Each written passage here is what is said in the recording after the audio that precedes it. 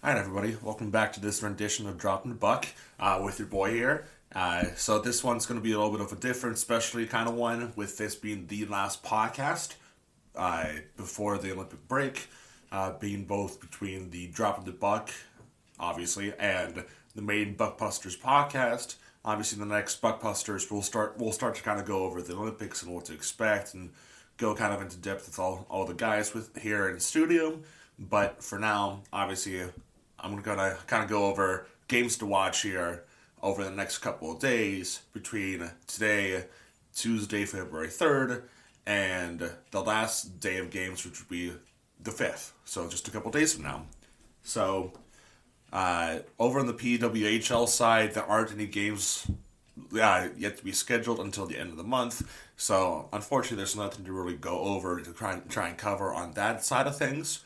But with NHL side, there are 24 games between today and Friday when everything is put on hold until post-Olympic break at the end of the month. So let's get right into it.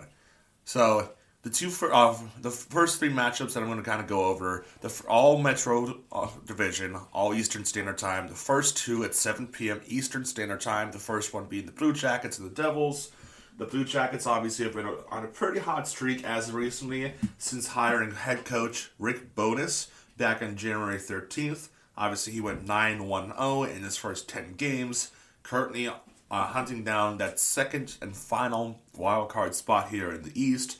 Obviously, the East has been a pretty dominant conference, primarily dominated by the Atlantic Division, but the Metro is finally starting to make it more and more interesting.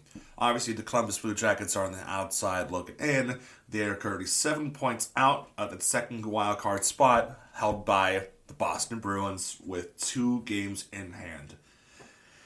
The other game that I kind of want to go over, the second game of the three, is the Capitals Flyers. Again, Capitals are kind of in a similar situation. They are 5 points out of that second wild card spot, but Boston does have a game in hand over them.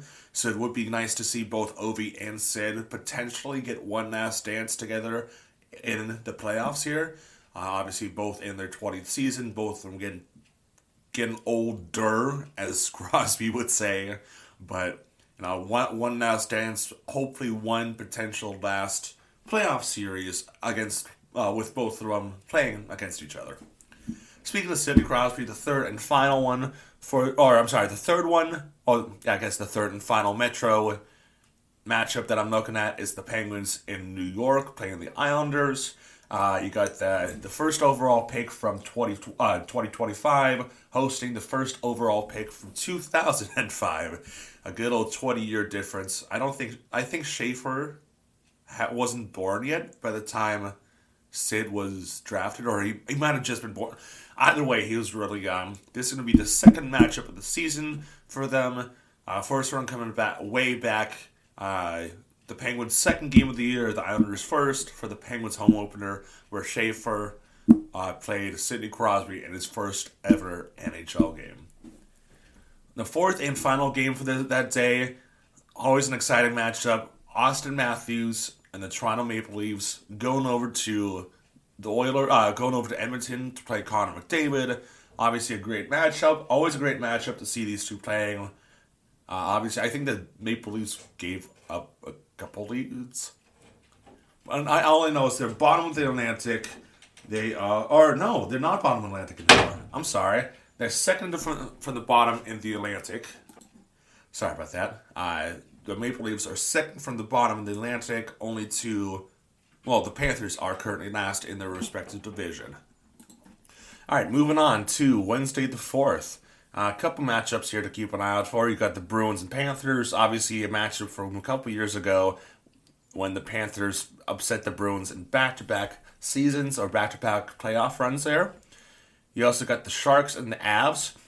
Sharks are actually starting to pull something together this season versus the Avs, who have kind of been on the slide in the month of January, but still in a massive lead, both in their division as well as the conference. They're kind of, I guess, the team to beat. They have a 5-point advantage in the conference over the second place Minnesota. with 3 games in hand. So, in hopes that the Avalanche can squeak out one more victory before this Olympic break. Otherwise, you got the Battle of Alberta, Edmonton in Calgary at 10 p.m. Eastern Standard Time.